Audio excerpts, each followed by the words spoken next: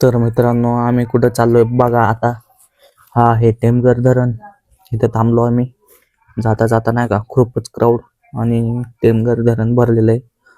फुल touch आहे एकदम. मग हे पुढं बघू शकता. हे बघा, हे टेमघर धरण फुल फ्लो एकदम नाही का भरून चकाचक मध्ये. बघत बघत चाललो आम्ही. इथं ह्या घाटात तर बघा असली वाईब आली नाही. इथं नुसती धुकं पुढचं काय दिसाना, मागचं काय दिसाना. हे कॅमेऱ्यात तर जरा क्लिअरिटी म्हणजे हे होते, पण असं डोळ्याने तर आहे ना एकदम विजिबिलिटी पूर्ण कमी. लय मजा आली. पुढं चाललोय बघा आम्ही पुढं.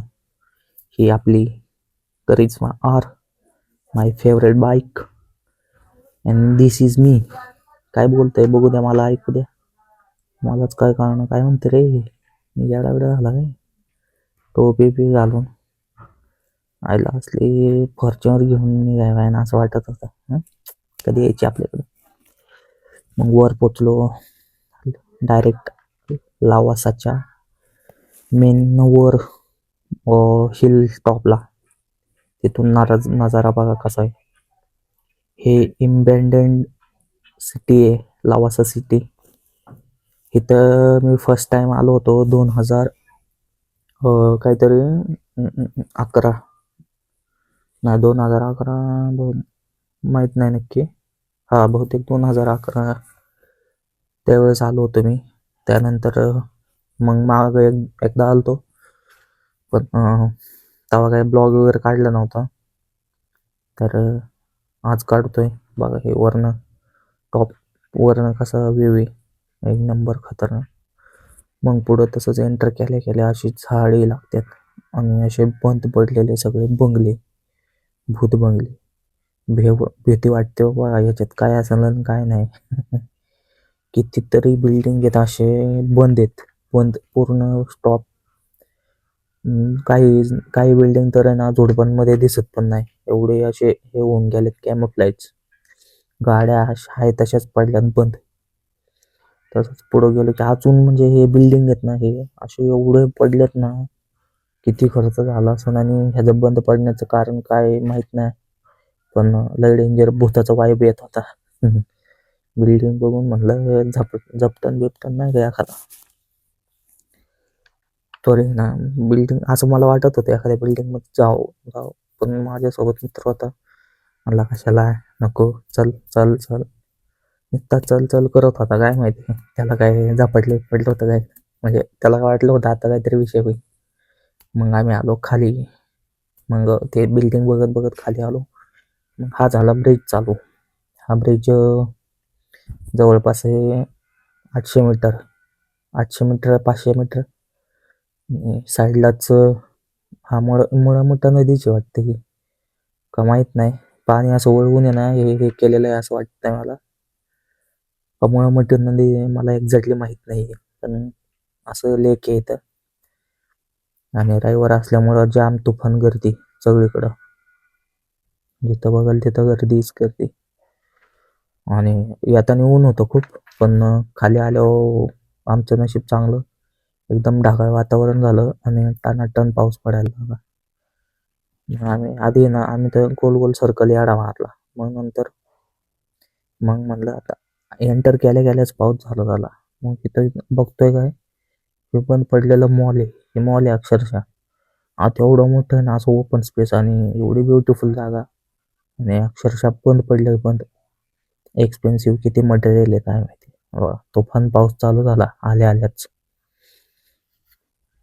पाऊस चालू झाल्यामुळं जरा कुठंतरी बघण्यासाठी मजा आली. नाही तर ना कडकडून ऊन पडलं होतं. म्हणलं आज रविवार असल्यामुळं तंद्र होऊन निघन म्हणलं घरी. मग माझे काही मी फोटो काढले नाही. ह्याचे फोटो मी एवढे काढले मित्राचे. अरे हे काय उलटा पालटा ते पडलं का काय. अरे हो, अरे अरे अरे ते का नजारा बघा कसं आहे. एवढं मस्त आहे ना. आम्ही फर्स्ट टाइम आलतो ना तेव्हा लय क्राऊड होता, सगळं नवीन होतं. माझं बघायला तेव्हा वेगळीच मजा होती. पण आता कसं आहे ते इंडिपेंडेंट झाल्यामुळं लोक मे बी पावसाळ्यात हिवाळ्यात ह्याच टायमिंगला येत असतील आणि स्पेशली संडेला. तर आम्ही तेव्हा आलतो तेव्हा एकदम चकाचकमध्ये होतं. तेव्हा वेगळंच होतं, पण तेव्हा आमच्याकडे मोबाईल वगैरे होते, पण तसं हे नव्हतं, आपण इंटरेस्ट नव्हता आपल्याला तसं काय. मग हे पाहतोय मी, हे काय आहे? हे नकासारखं असं काहीतरी ठेवलेलं आहे. काय काय कळना. बसायला वाटतंय, ह्याच्यावर बसणार कसं काय काय माहिती. हे गोगल काय वाटतं मला तर. हे शिंग असं काय याचं काय काय विषय आहे हे मला सांगा बरं. हे असं काय पडलं? हे झोपडीत काहीतरी चाललं होतं, जाळ केला यांनी झोपडीत. झोपडे बघितले अजून तर खायला प्यायला सगळं. असं वाटत नव्हतं की बाबा एवढ्या वस्तू असतील. इथं सगळ्या वस्तू आहे, स्टेशनरी बिशनरी नाही का, कानातले विनातले लेडीजचे, खायचं प्यायचं किराणा स्टोअर, कॅफे शॉप्स, परत हे बघा असे बोटिंग बिटिंग. मित्राला म्हणलं आपण आहे ना एक बोट घेऊ आणि डायरेक्ट आहे ना, डायरेक्ट तिकडं कुठंवर नाही का, जिथपर्यंत येईल नाही तिथवर जाऊ आणि घेऊन जाऊ म्हणलं, निघून पळू. तर म्हणला तू किती पैसे म्हणला, त्याकडे ती स्कूटर आहे म्हणला पाण्यातली, तो घेऊन मागं लागेल. किती पैसे पकडल म्हणला तो आरामात आपल्याला. तरी म्हणलं आपण नेक्स्ट टाइम आलो ना एक बोट घेऊन पळून जाऊ म्हणलं. ते हात हात हात गाडी हात मारायचंय, तू इकडून मार मी तिकडून मारतो. असं मग आम्ही प्लॅन केला खतरनाक. कोणाला सांगू नको त्याला म्हणलं, काय नाही तर सिक्रेट पुढशील होईन जाळ. नाही सगळ्यांना कळेल आपण काय करणार आहे. तसंच परत त्या ब्रिजवर होतो आम्ही जिथं मग अशी सुरुवात केली होती. त्या ब्रिजवरनं असं फिरत फिरत नाही का जवळपास एक 1-1.5 किलोमीटरचा वेढा टाकत असं असं आलो. मग परत आता आल्या आल्या म्हणलं इथं हो हे किराणा स्टोअर मी मगाशी म्हणत होतो, इथं कानातले पिनातले बाकीचे सगळे घरातले मटेरियल हे ते क्लिनिंगची वस्तू म्हणजे स्टेशनरीच्या वगैरे सगळ्या वस्तू काय म्हणतात ते मला नाही माहिती, पण सगळंच होतं इथं. आणि परत म्हणलं आता तो म्हणला भूक लागली. आधी एका जागी बसलो, तिथं सांगितलं भजी आणि चहा, आणि तो लयच वेळ लावायला लागला. मग आम्ही हाणले पलटे. म्हणलं चले म्हणलं जाऊ दे नको म्हणलं इथं.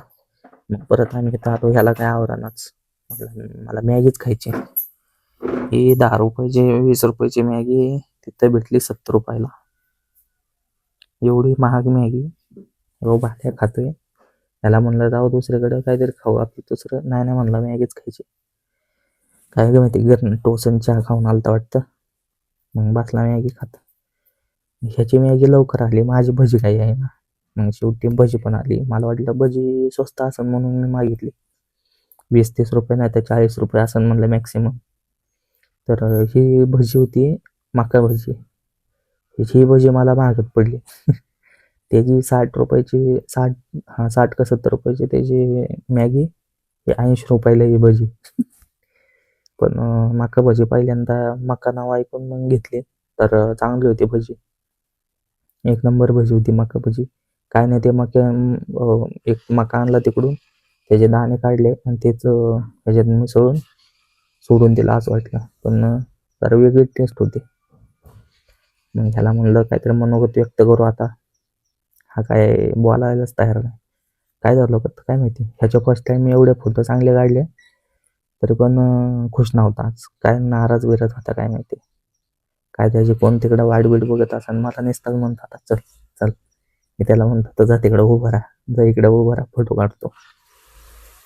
तर त्याला म्हणलं ये जरा काहीतरी सांगू इथलं माहिती बिती काहीतरी सांगू इथली. नाहीच म्हणला. नाही नाही नाही नाही म्हणला. मग ठीक आहे म्हणलं. मग आता झाली ती वेळ म्हणलं निघायची. मग मग पुढं आल्यावर हा परत म्हणला भूक लागली, आणला आता काही जेवत नसतो घरी. मग आलो म्हणलं चल म्हणलं कॅफेत आलो. आज ह्याचा दिवस होता बकरा कापायचा. मग एक कॉफी घेतली. न म्हणला मी काही कॉफी पिणार नाही. मग मी तर म्हणतो होतं फक्त कॉफी पिऊन जाऊ म्हणलं, कशाला काय. नाही म्हणलं कॉफी घेतली तर आता पिझ्झा बी घेऊ. म्हणलं ठीक आहे. मी म्हणलं तुझं काय तर, मी तो तुझे पैसे वाचायला बघत होतो. हा म्हणला नाही आता आज रविवारचं बाहेरच खायचं. मग काय माहिती घरची येऊन अजून चिकन बिकन नेलं का काय माहित नाही.